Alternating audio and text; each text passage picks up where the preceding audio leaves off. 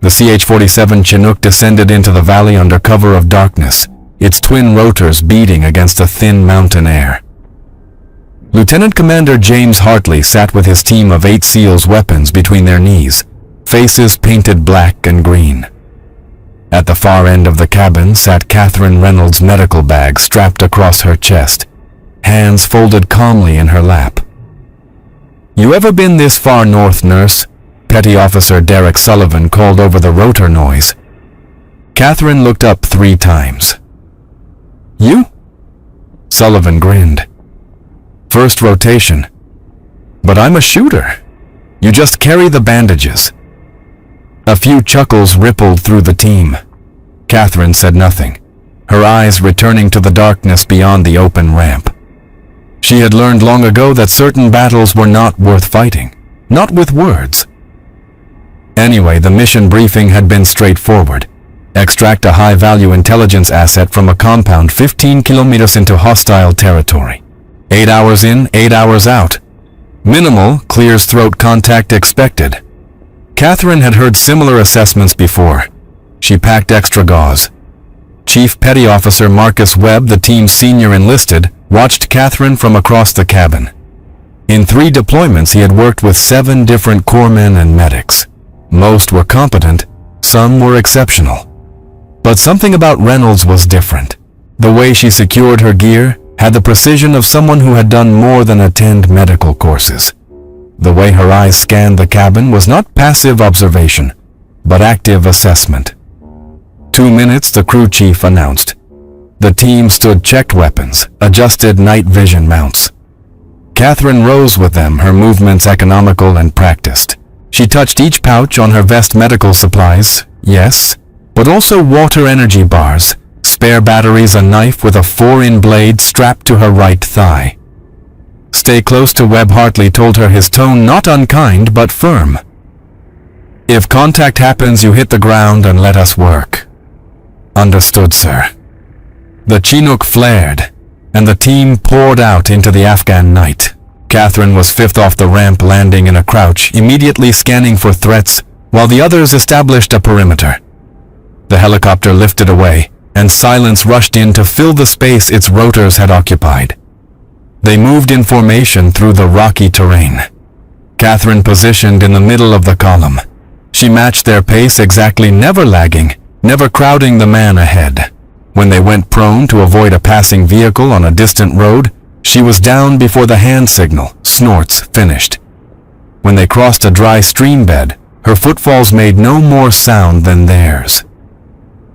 After 2 hours of movement, Petty Officer Ryan Kowalski whispered to Sullivan during a security halt. "She's quiet, she's scared," Sullivan replied. But Catherine was not scared. She was counting paces, counting terrain, features, counting the number of compounds they passed. She was building a map in her mind, marking fields of fire, noting cover positions, identifying choke points, old habits, muscle memory from another time. At 3:40 hours they reached the overwatch position, a cluster of boulders on a hillside with clear lines of sight to the target compound 800 miles below. Hartley set security assigned sectors and established the command post behind the largest rock. Catherine unpacked her medical supplies and organized them by priority. Hemorrhage control closest.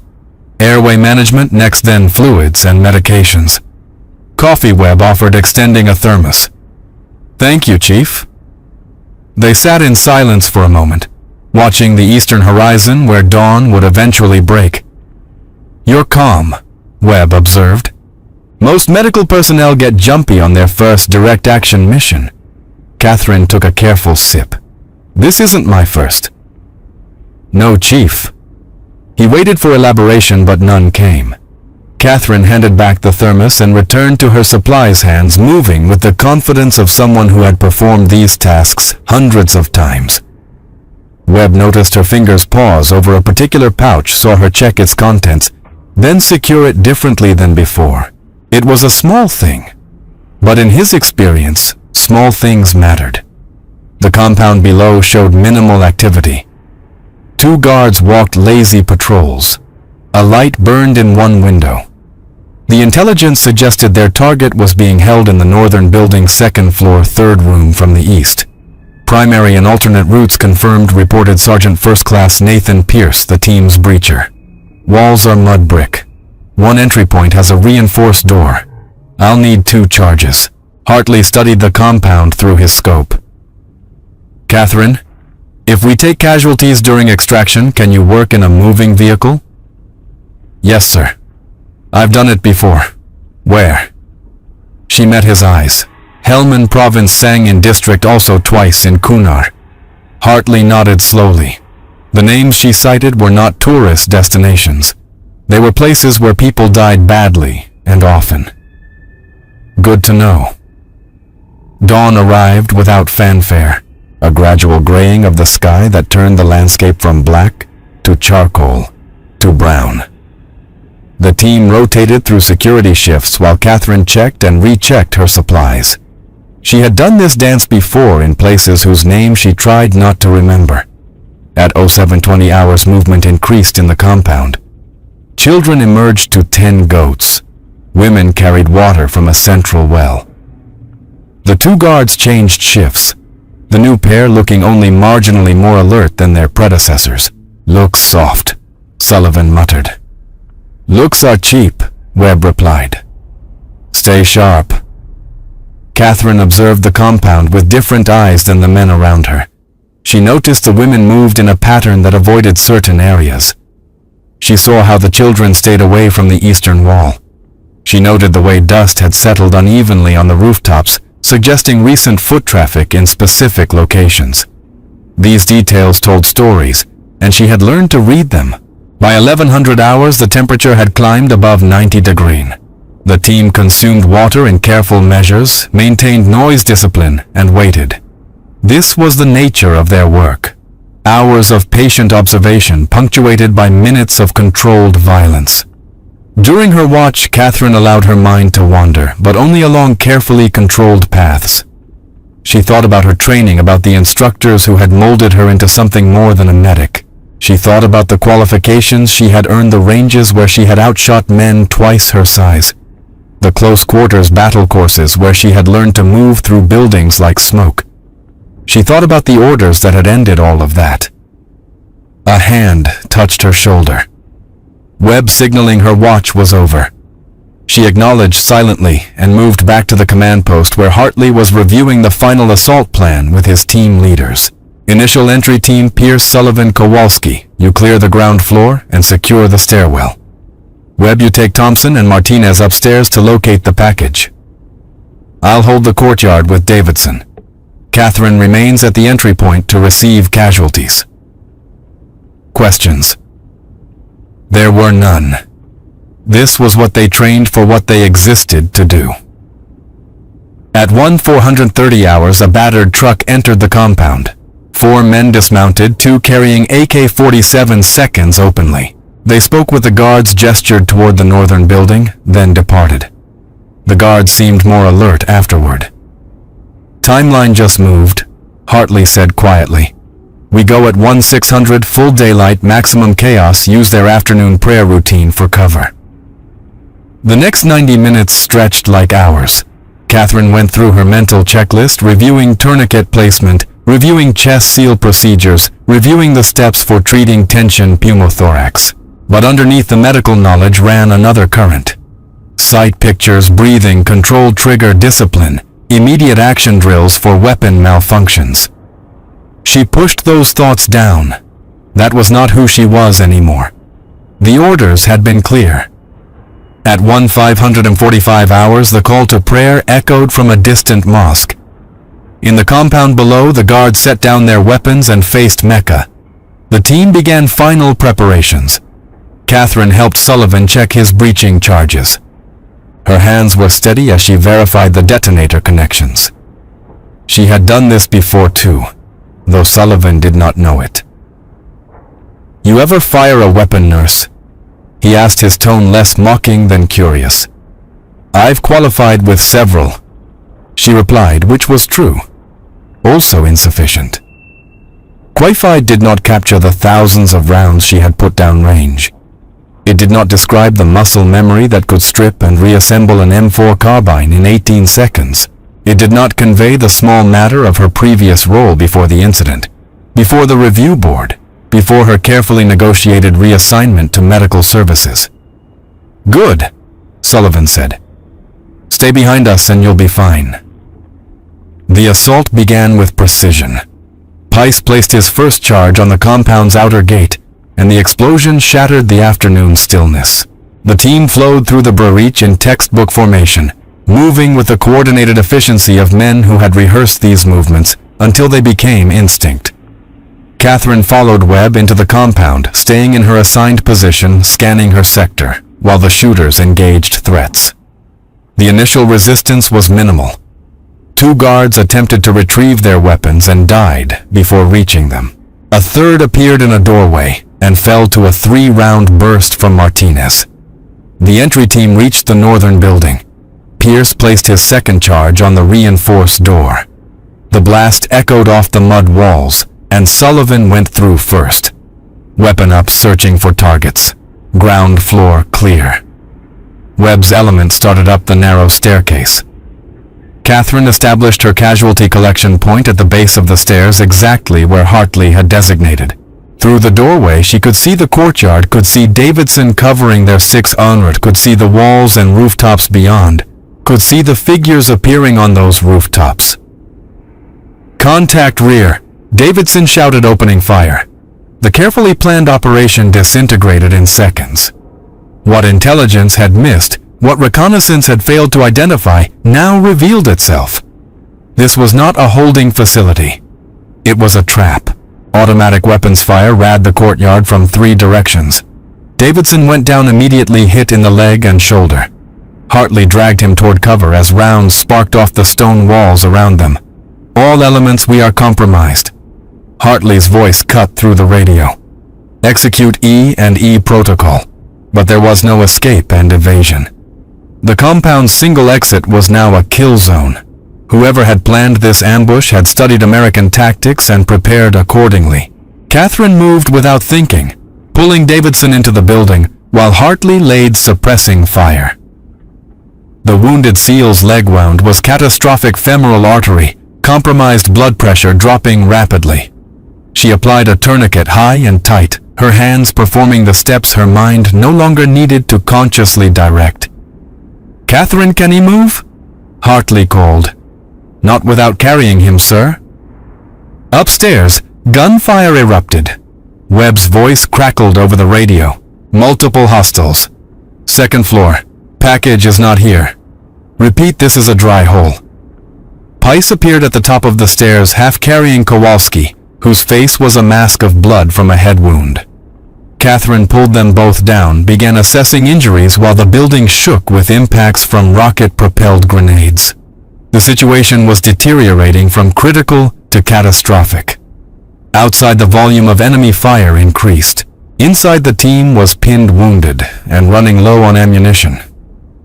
Catherine worked on Kowalski's head wound, determining it was superficial despite the dramatic bleeding. Then moved to help Pice distribute the remaining medical supplies.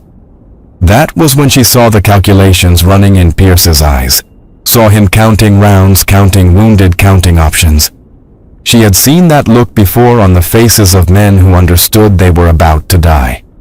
"Chief," she called upstairs, "how many shooters do you count?" "At least 15, maybe 20. The math was simple and brutal. 8 SEALs. 2 seriously wounded, surrounded by a force nearly 3 times their size that held the high ground and knew the terrain.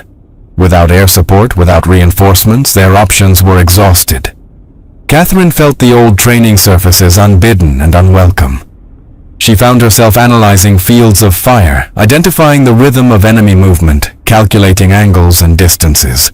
She tried to push it down to focus on her medical duties, but the tactical assessment ran parallel to everything else. An unwanted gift she could not return. The radio died at 1623 hours. Martinez had been carrying the primary communications system, and an RPG had found his position. The backup radio, damaged in the initial assault, emitted only static. They were alone. Hartley made the only decision available. Consolidate in the building. Hold as long as possible. Hope for a miracle. The team collapsed inward, dragging their wounded, abandoning the courtyard to enemy fire. They barricaded the ground floor, stacked furniture against windows, prepared for a siege they could not win. Catherine worked in the dim interior, moving between wounded men, rationing supplies that would not last. Davidson's bleeding was controlled, but he had lost too much blood. Kowalski was ambulatory, but concussed. Thompson had taken shrapnel in his arm, and Sullivan's left hand had 2 fingers broken from impact with a doorframe during the retreat. Count off, Hartley ordered. Ammunition. The responses came in grim sequence. Webb had 3 magazines. Pierce had 2. Martinez was down to his last. Sullivan had 4, but his damaged hand made reloading difficult. Thompson could still shoot despite his arm wound. Catherine said nothing. She was medical personnel. She carried no rifle. Those had been her orders. Outside, the enemy fire shifted from sustained suppression to calculated harassment. They were patient now, content to wait to let the trapped Americans exhaust themselves in their ammunition. Occasional bursts would rake the windows, would probe the barricades, would test for weakness. They're calling for reinforcements, Webb assessed. They'll hit us after dark with everyone they can gather. Hartley checked his watch. 3 hours until sunset. 3 hours to prepare for a final stand. Catherine finished bandaging Thompson's arm and moved to check Davidson's vitals. The SEAL's skin was pale, pulse rapid and thready. He needed a hospital, needed blood, needed care she could not provide in a besieged building in the middle of hostile territory. "Sorry, Doc," Davidson whispered. "Guess I messed up your quiet day. Save your strength?" "You scared?" Catherine met his eyes. Yes, it was true, though not in the way he imagined. She was scared of what would happen when the ammunition ran out. Scared of what order she would follow or ignore when the enemy came through those barricaded doors. Scared of the person she had been, the person she had promised not to be again. A burst of automatic fire shattered the upper window. Pierce returned fire-controlled pairs, making each round count. The afternoon wore on, marked by sporadic exchanges, by the gradual exhaustion of resources, by the mathematical certainty of their situation. At 1:72 hours, Webb came downstairs from a reconnaissance of the upper floor. His expression told Hartley everything. North wall is compromised. They're placing charges. When they blow it, they'll have a straight shot into this room. Time maybe 30 minutes, maybe less. Hartley nodded slowly, accepting this new variable in an equation that had no solution. He gathered his team with his eyes, these men he had trained with and led into harm for 3 years. Listen up. When they breach, we stack left and right of the opening. Let them funnel in. Then we engage at close range. We make them pay for every step. Catherine, you stay in the far corner with Davidson and Kowalski. When it's done, you surrender. Tell them you're medical. They might. No, sir. The voice was Catherine's, but the tone was not one of discussion. It was the voice of someone stating a tactical assessment, someone who had commanded before. That's an order, Catherine. With respect, sir. It's an order I cannot follow. Before Hartley could respond, the world exploded.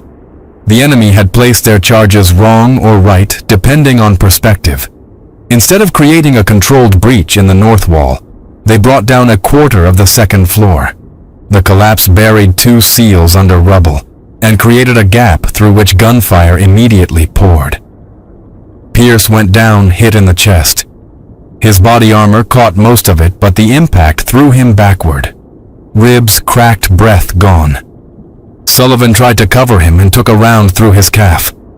The man screamed, went down, tried to crawl toward cover. His rifle skittered across the floor. It stopped 3 feet from where Catherine crouched. Time expanded in that moment the way it did before critical decisions. She saw the rifle, saw Sullivan trying to reach it with his damaged hand and wounded leg.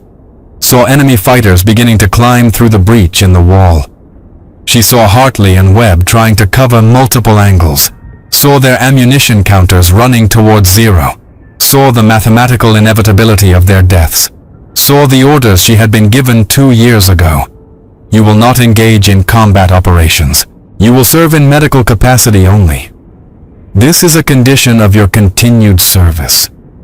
Saw the faces of the men she had trained, the instructors who had shaped her, the targets she had hit at impossible distances.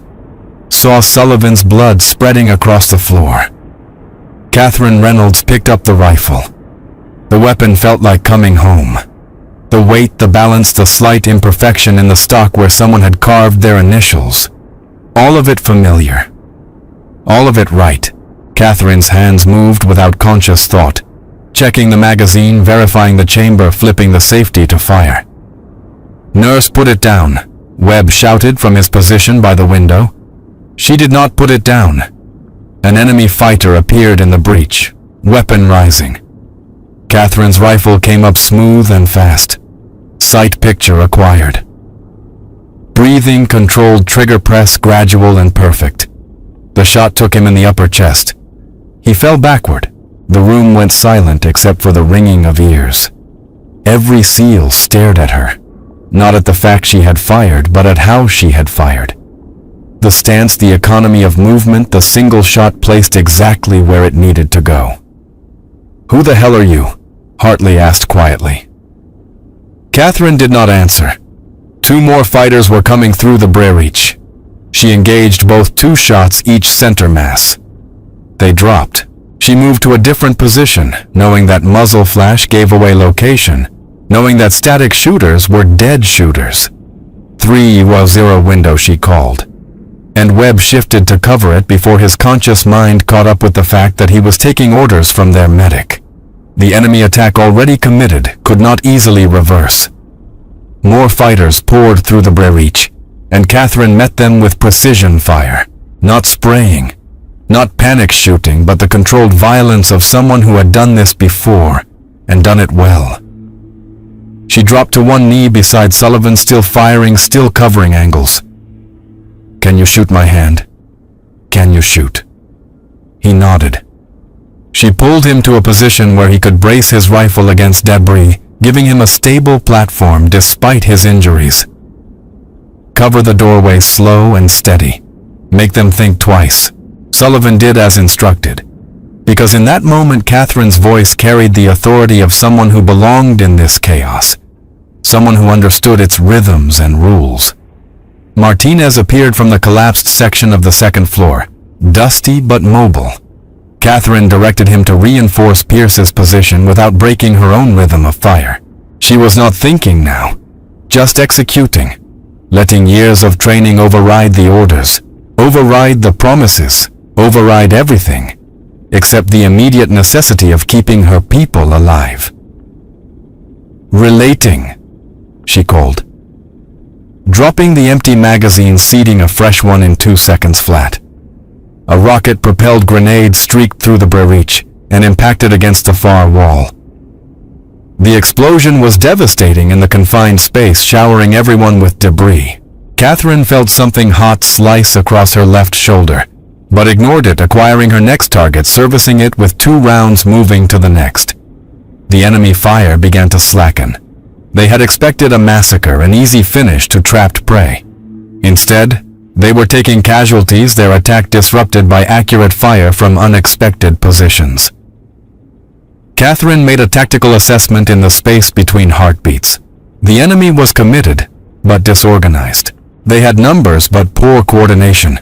They owned the high ground but were funneling through limited access points. "Chief Webb," she called. "Yeah. Can you reach the northeast window?" "Maybe." "Do it. Suppress their support element. They're directing fire from the compound wall." Webb moved without questioning because the assessment was correct, and he knew it. Thompson followed him, providing covering fire. Together they engaged the enemy commander's position, and the coordinated assault began to fracture. Hartley watched all of this while returning fire, his mind trying to reconcile the woman he had brought on this mission with the operator who was currently directing his team's defense. Questions could come later, Right now, they were staying alive, and that was enough. Catherine moved through the building with the confidence of someone reading a language they had once spoken fluently. She identified firing positions, designated sectors, redistributed ammunition from those who could no longer shoot to those who could. Her medical training merged with her combat training, a hybrid skill set that made her simultaneously lethal and healing. "Pice, can you move?" she asked the down breacher. "Ribs are smashed. Can't breathe deep." She checked his eyes, his color. Listened to his chest. "Pneumothorax but not tension. You can shoot if you stay sitting. Give me a rifle." She positioned him in a corner where he could cover 2 approaches without having to turn his damaged torso. Then she moved to Sullivan, checked his calf wound, reinforced the bandage, and retrieved his backup weapon. "You're hit," Webb noted, gesturing to her shoulder. Catherine glanced at the blood soaking her uniform. Later, she returned to the main breach where enemy fire had renewed after a brief lull. They were regrouping, preparing for another push. Catherine counted muzzle flashes, estimated numbers, calculated time. "Sir," she called to Hartley, "they're going to rush us in approximately 90 seconds. They'll use the dust cloud from their next RPG as cover." "How do you know?" "Because that's what I would do." Hartley absorbed this, accepted it, and began repositioning his team. "Everyone hold fire on my command. Let them commit to the breach. Then we light them up from the flanks." It was a good plan, made better by Catherine's read of the enemy's intention. When the RPG came, when the fighters poured through the dust and smoke, they found not scattered resistance, but coordinated ambush. The SEALs' fire was devastating at close range, turning the breach into a fatal funnel. The attack broke. Catherine immediately called for ceasefire, conserving ammunition. In the relative quiet that followed, she heard something that made her smile grimly, shouting from outside the compound. Voices raised in argument. The enemy was debating their next move. "They didn't expect this," she said. "They're reconsidering the cost." "Will they break off?" Martinez asked. "No, but they'll be more cautious, which buys us time." Time for what? No one asked.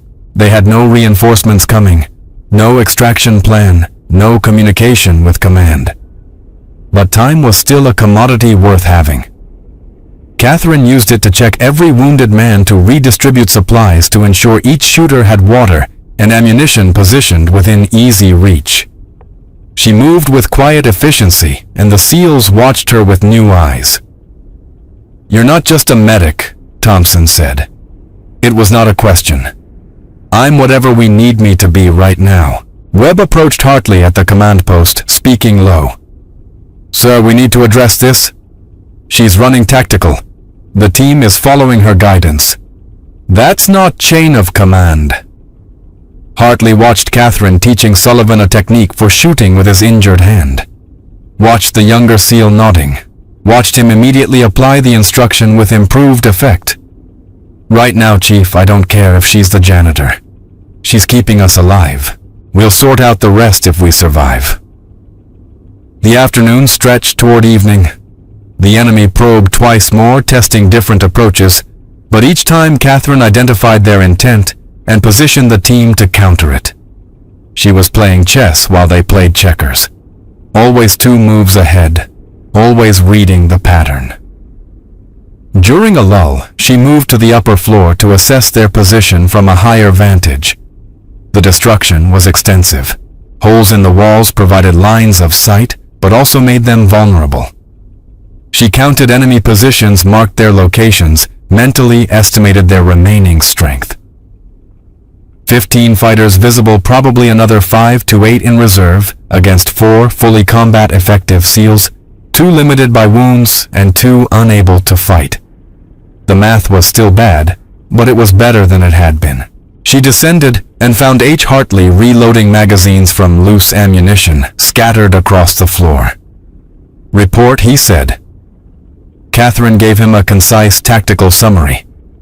Enemy strength disposition. Probable courses of action. She spoke the language of operations orders, of military decision-making, of someone who had attended the same schools and courses as the men around her. When she finished, Hartley studied her for a long moment. "What happened to you, Catherine?" "I made a choice. They decided it was the wrong one. I got reassigned. From what to medical? From operational to medical." The weight of that statement hung between them. Operational meant shooter, meant someone on the assault force, meant someone trusted with the most dangerous and critical tasks. "Why didn't you tell us? Would it have mattered?" The orders were clear. "I'm medical personnel. I carry bandages, not rifles. You're carrying one now." Catherine looked at the weapon in her hands. This tool she had promised not to use again. "Yes, sir. I am." The enemy launched their next attack at 18:47 hours, just as the light began to fail. This time they used smoke grenades trying to obscure their approach. Catherine countered by positioning the team to cover likely avenues, rather than visible targets, forcing the enemy to move through predetermined kill zones. In the middle of the firefight, Davidson's condition deteriorated. His blood pressure crashed. His breathing grew shallow. Catherine was engaging targets when she heard Webb call for medical assistance. She finished her current magazine, dropped it, and transitioned from shooter to medic in the time it took to cross the room. Her hands, steady on the trigger moments before, were equally steady, placing an IV line, administering fluids, adjusting the tourniquet that had been in place too long. "Stay with me, Davidson," she murmured, checking his pulse, monitoring his level of consciousness.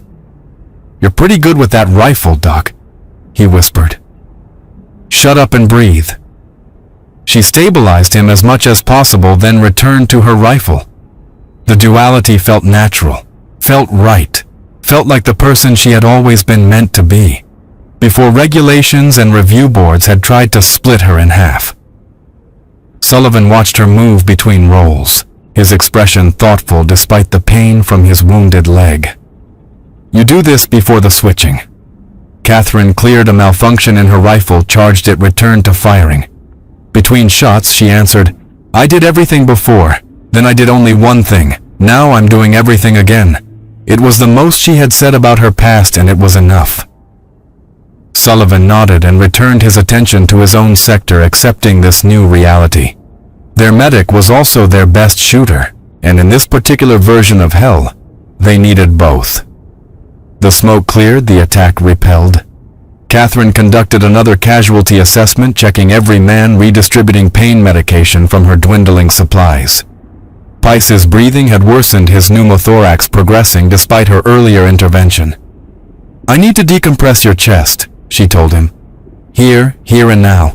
She performed the procedure in the dim light, with enemy fire cracking overhead, her hands certain despite the circumstances. The needle went in precisely where it needed to, and Pierce's breathing immediately improved. She taped it in place, marked it with a field dressing so others would know not to disturb it. "Better?" "Yeah." "Thanks, Doc. You're welcome. Now get back on that rifle." It was dark when Martinez approached her at what had become her primary fighting position. Question: "If you don't mind, go ahead. Why'd they pull you off operations?" Catherine sighted down her rifle at a suspected enemy position. Did not fire. Conserved the round. There was a mission. Hostage rescue. The rules of engagement were strict. We could only shoot if directly engaged. The hostages were being executed while we watched. I made a decision. You engaged, I eliminated the threat. Saved 7 lives. Violated a direct order. The review board decided I was too aggressive, too willing to interpret ROE creatively. They said I lacked the judgment for operational roles. That's garbage. That's politics. So they made me a medic. Figured I could save lives that way instead. Guess they were wrong about the judgment thing. Catherine allowed herself a brief smile. Guess they were. Night brought new challenges and temporary respite. The enemy settled into a pattern of harassment fire, keeping the SEALs awake and on edge, but not committing to another major assault. They were waiting for something. Reinforcements, better weapons, or simply dawn, when they could coordinate more effectively. Hartley called his team together in the darkened building. 6 men able to fight in varying degrees, 2 unable, 1 who was both medic and operator, and diminishing hope for extraction. I need to know what we have, Hartley said. Catherine, you first. Who are you? She set down her rifle, met his eyes. Catherine Elizabeth Reynolds, former Staff Sergeant, 75th Ranger Regiment, 3rd Battalion, qualified as Ranger School graduate, Sniper School, military freefall combat lifesaver. 3 deployments, 2 in Iraq, 1 in Afghanistan prior to reassignment. After the incident I mentioned, I was given a choice: leave service or accept reassignment to Medical Corps. I chose Medical Corps, went through a 6-month training program, and have served as combat medic for 14 months. The SEALs processed this information in silence. A Ranger, and not just any Ranger, but someone with qualifications that rivaled or exceeded their own in certain areas. Why hide it? Webb asked. I wasn't hiding it. I was following orders. The terms of my reassignment were explicit. I would serve in medical capacity only. No combat operations, no weapon carry, except in immediate self-defense. I was permitted to maintain my skills on my own time, but prohibited from employing them professionally. Until today, Hartley said, until today, sir. When it became clear that following those orders would result in our deaths, I made another choice. I'll face whatever consequences come afterward, but I will not watch good people die when I have the skills to prevent it. Kowalski, still foggy from his head injury, spoke up. You're a better shot than any of us. I'm adequate. I saw that first kill. That was 1,000 hours of range time minimum. Catherine did not dispute it. She had spent those 1,000 hours and many more, had qualified as expert on every weapon system the Army employed, had once held the top score in her company for long-range marksmanship. Pierce, breathing more easily after her intervention, asked the question several others were thinking. Can you get us out of here? I can give us a better chance. The enemy has us surrounded, but they're not professionals. They're militia, probably local, augmented by some experienced fighters, but lacking cohesive leadership. They have numbers and position. We have training and discipline. If we can survive until dawn, we might be able to break out during their morning prayer routine. That's a lot of ifs, Martinez noted. It's more hope than we had an hour ago. Hartley made a decision. Catherine, you have tactical control for planning purposes. I maintain command authority, but I want your assessment and recommendations for our best course of action. It was an unusual arrangement, but these were unusual circumstances. Catherine accepted the responsibility without hesitation because she had trained for this, had prepared for this, even during the months when she was forbidden from doing exactly this. She gathered what intelligence they had, what ammunition remained, what physical condition each team member was in. She factored in terrain, enemy capabilities, likely reinforcement patterns, and weather. Then she built a plan. We have 2 options, she began. First, we defend in place, try to hold until someone realizes we're missing and sends a rescue force. That could be 12 hours, or it could be 3 days. Davidson won't survive 3 days. Pierce probably won't either. The rest of us would be combat ineffective from exhaustion within 24 hours. Second option, Webb asked. We break out, hit them before dawn, during their lowest alert period. We move fast, move light, leave the building through an unexpected route, and punch through their weakest sector. We carry our wounded and we run until we reach ground. We can actually defend or until we make contact with friendly forces. The wounded slow us down, Sullivan said, then quickly added, not saying we leave them, just stating fact. They do slow us down, Catherine agreed, which is why we need to reduce the load. I propose we split into 2 elements. A breakout team of our 4 most combat-effective personnel and a security team that stays with the wounded and provides covering fire for our exit. Once the breakout team clears the immediate area, they can loop back to extract the security team and wounded. It was risky. It was desperate. It was also the only plan that did not end with them dying in this building. I'll lead the breakout team, Hartley said. With respect, sir, I should lead it. I have the most recent training in close quarters battle, and I'm the best shot in this room. You're needed to coordinate both elements and make command decisions. The logic was sound even if the implications were uncomfortable. Hartley had years of experience, but Catherine had skills honed specifically for the type of fighting they were about to do. Who else on breakout? He asked, accepting her assessment. Webb, Thompson, and Martinez. Webb has the second best marksmanship scores based on what I've observed. Thompson can move despite his arm wound, and Martinez has proven adaptable. Sullivan, Pierce, and Kowalski stay with you and Davidson, holding the building and covering our movement. When Webb asked, Catherine checked her watch. 0430 hours, 2 hours before dawn. We use the darkness, hit them while they're tired and inattentive, and we move like our lives depend on it because they do. The next 3 hours were spent preparing. Catherine distributed the remaining ammunition, prioritizing the breakout team, but ensuring the rear guard had enough to sustain covering fire. She checked and rechecked everyone's medical condition, stabilized Davidson and Pierce as much as possible, and ensured Kowalski understood his role despite the concussion. At 0400 hours, she gathered the breakout team for final coordination. In the darkness, she sketched their route using a red lens flashlight on a piece of cardboard. We exit through the northwest corner where the wall partially collapsed.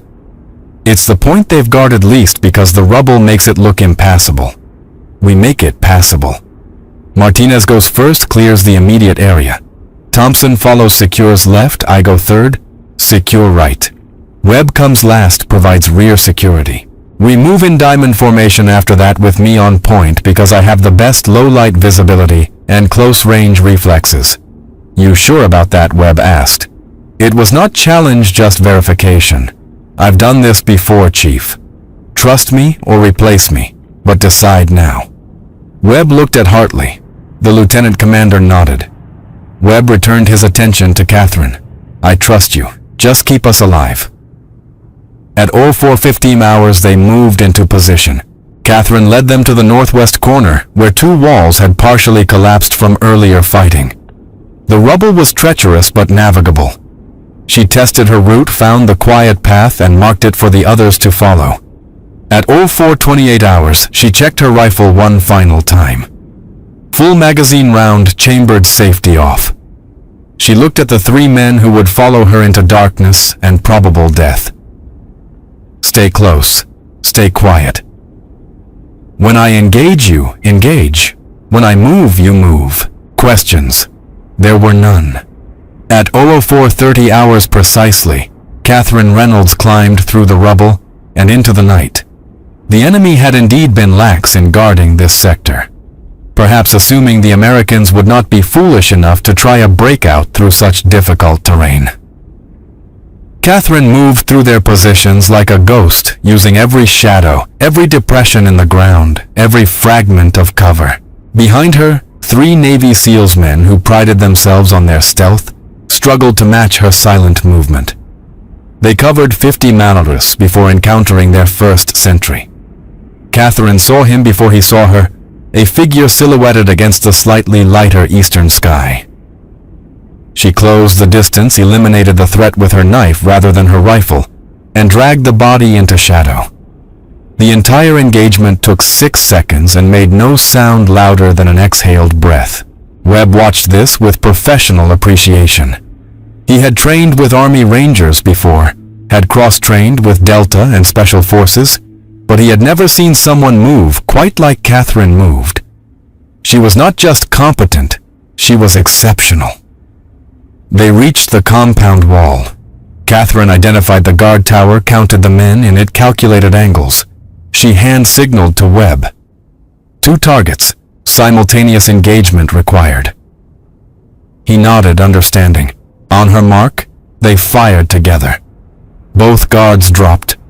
The team was over the wall in 15 seconds, spreading into their diamond formation, moving toward the Creían 200 memora distant. Halfway there, someone shouted behind them. The alarm had been raised. Automatic weapons fire ripped through the darkness, high and poorly aimed, but increasing in volume. "Run," Catherine commanded, and they ran. The covering fire from the building erupted behind them. Hartley's team engaging to draw attention away from the breakout element. It worked. Most of the enemy fire shifted back toward the building, giving Catherine's team the seconds they needed to reach the trees. Once in the relative safety of the vegetation, Catherine halted them. 30-second security halt, drink water, check ammunition, prepare to move again. They were breathing hard but still combat effective. Catherine allowed herself to feel a moment of hope. They had made it this far. Now they needed to complete the loop circle back and extract their wounded before the enemy realized what had happened. That was when the helicopter appeared. The UH-60 Blackhawk came in low and fast, its door gunners already engaging targets around the compound. It was not the rescue they had expected, because they had called for no rescue. But someone had noticed their absence, had tracked their last known position, and had sent a quick reaction force. All friendly elements mark your position. A voice called over the emergency frequency. Catherine keyed her backup radio, the one she had been carrying but assumed was dead. Like the primary breakout team, 200 menos northwest of compound, entry line. 4 personnel combat.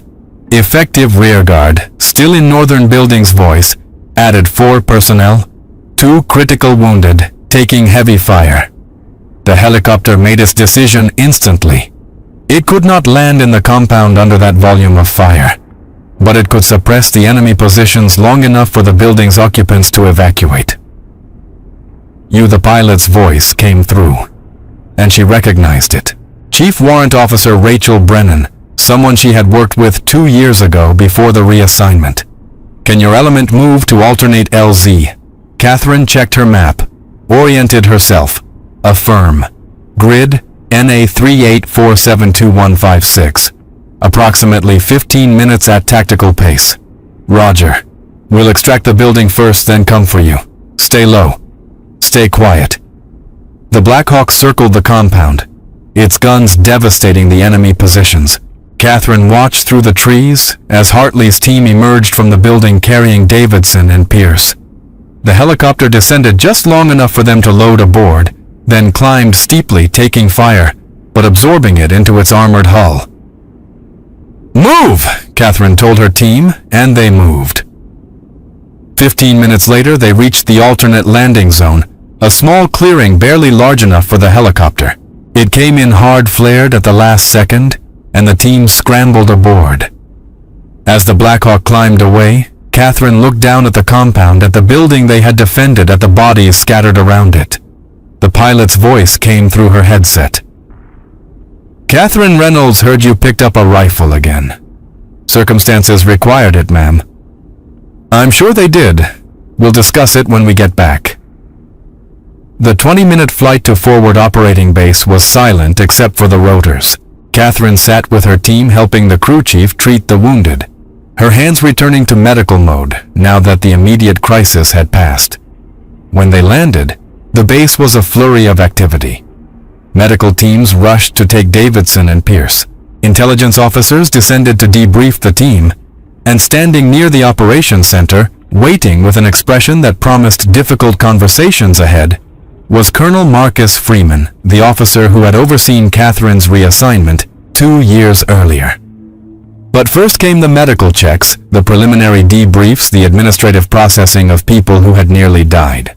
Hartley's team was separated, each member giving individual accounts of what had happened. When Catherine's turn came, she told the truth. She had violated her reassignment orders. She had engaged in combat operations. She had led tactical movements and made command decisions. She had done everything she had promised not to do.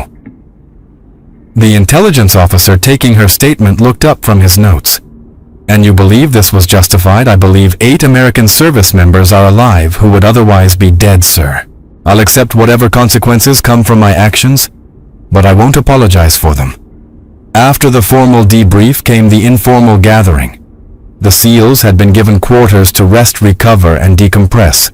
Catherine found them in a corner of the base, sitting together the way teams did after missions, processing what they had survived. Webb saw her first. He stood, and the others followed.